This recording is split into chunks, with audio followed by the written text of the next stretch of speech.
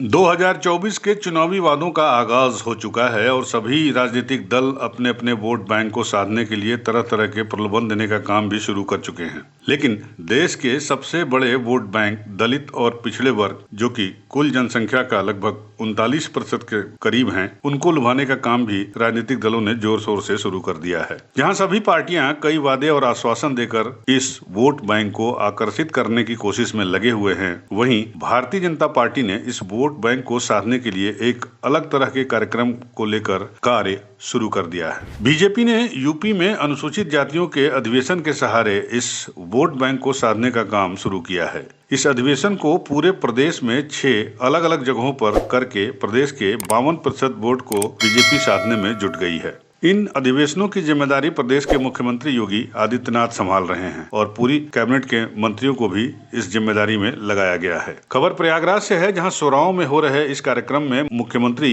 योगी आदित्यनाथ ने दलित बच्ची को खीर खिलाकर इसका आगाज किया। इसके बाद उन्होंने 3,357 करोड़ रुपए की योजनाओं का शिलान्यास करके 2024 के लोकसभा चुनाव के लिए नींव की पत्थर रखने का काम कर दिया। इसके बाद मुख्यमंत्री ने प्रधानमंत्री आवास योजना और मुख्यमंत्री आवास योजना के तहत प्रयागराज की महिला लाभार्थियों को चाबी और चेक दोनों सौंपा। मुख्यमंत्री योगी आदित्यनाथ ने अपने उद्बोधन में कहा कि दलित समाज को लगातार शोषित और उनके अधिकारों का हनन किया गया, लेकिन जब से केंद्र और राज्य में बीजेपी की डबल इंजन की सरकार आई है तो इस समाज के अधिकारों को लेकर कई प्रकार की योजनाओं को शुरू किया गया है। आज प्रदेश में ही नहीं बल्कि देश में अनुसूचित जातियों के अधिकारों को लेकर सरकारें काफी सख्त हो गई हैं। आज प्रदेश में अनुसूचित जातियों की सुरक्षा और स्वाभिमान की रक्षा करने के लिए कई प्रकार के कानून और योजनाओं को लागू किया गया है। 3,357 करोड़ की नई परियोजनाओं का आज शिलान्यास किया जा रहा है और आगे भी कई प्रकार की परियोजनाओं को लागू किया जाएगा। योगी आदित्यनाथ ने मंच से 2024 में होने वाली लोकसभा चुनाव के लिए कार्यकर्ताओं को तैयार रहने और जनता से सीधे तौर पर जुड़ने और जनता को पार्टी से जोड़कर प्रदेश में 80 में से 80 सीटों को जिताने का भी आह्वान किया।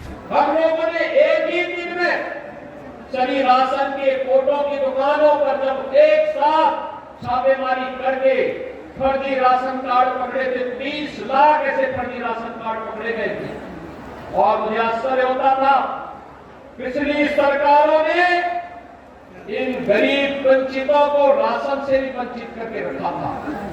लेकिन कोरोना कालखंड में आपने देखा होगा डबल इंजन की सरकार ने राशन का डबल डोज हर गरीब को उपलब्ध करवाने का कार्य किया था, हर वंचित को उपलब्ध करवाने का कार्य किया था और आज भी राशन की सुविधा का लाभ हर व्यक्ति को मिल रहा है।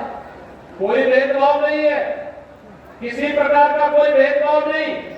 वन डिस्ट्रिक्ट वन प्रोडक्ट में जो भी परंपरागत उत्पाद है, इस परंपरागत उत्पाद में भी अधिकतर लाभ अनुसूचित जाति, जनजाति और अति पिछड़ी जाति के ही लोगों को प्राप्त हो रहा है।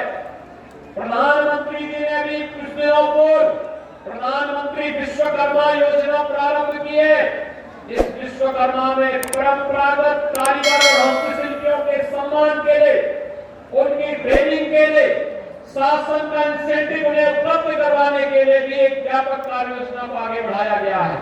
और भाइयों बहनों, उत्तर प्रदेश सरकार विश्वकर्मा श्रम सम्मान की योजना को भी प्रभावी ढंग से आगे बढ़ाने का कार्य कर रही है।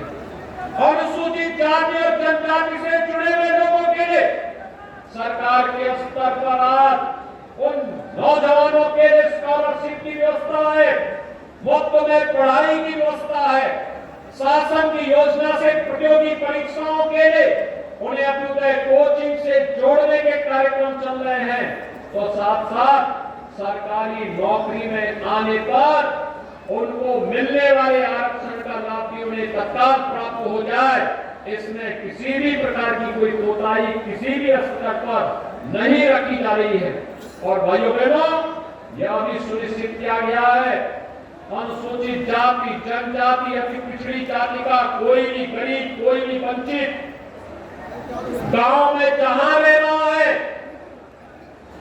उस गांव में उस जमीन पर अगर वह आरक्षित श्रेणी की भूमि नहीं है तो वहीं पर पीएम स्वामित्व योजना के अंतर्गत उसे जमीन का पट्टा उपलब्ध करवा करके मालिकाना अधिकार दे दिया जाए। अगर आरक्षित श्रेणी की भूमि है तो उनके पुनर्वास के लिए नई भूमि चिन्हित करके उन्हें उपलब्ध करवाया जा रहा है, जिससे हर व्यक्ति के पास अपने लिए जमीन का पट्टा हो, जमीन पर मकान बनाने की व्यवस्था हो, उसके लिए रोजगार की व्यवस्था हो, उसके लिए राशन कार्ड की व्यवस्था हो, उसके लिए शासन की योजना को जोड़ने के साथ ही 5 लाख रुपए का स्वास्थ्य बीमा का कवर भी उसके पास हो। यह सरकार के द्वारा सुनिश्चित किया जा रहा है और आज उसी श्रृंखला को आगे बढ़ाने के लिए, आप सबको आश्वस्त करने के लिए इस महासम्मेलन के माध्यम से संगम नगरी में 2025 के कुंभ के कार्यक्रमों के शिलान्यास कार्यक्रम के साथ ही मुझे जुड़ने का अवसर प्राप्त हो रहा है। मैं इन सभी कार्यों के लिए यहाँ के माननीय जनप्रतिनिधियों को हृदय से धन्यवाद देता हूँ। प्रयागराज वासियों को और आप सभी नागरिकों को हृदय से बधाई देता हूँ, अभिनंदन करता हूँ और विश्वास करता हूँ कि भाइयों बहनों, सरकार आपके साथ में होगी।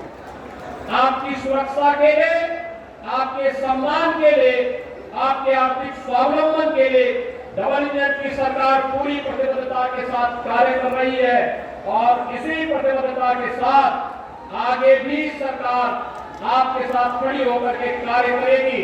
आज के इस अवसर पर एक बार फिर से 3300 करोड़ रुपए से अधिक की परियोजनाओं के लिए प्रयागराज वासियों को बधाई।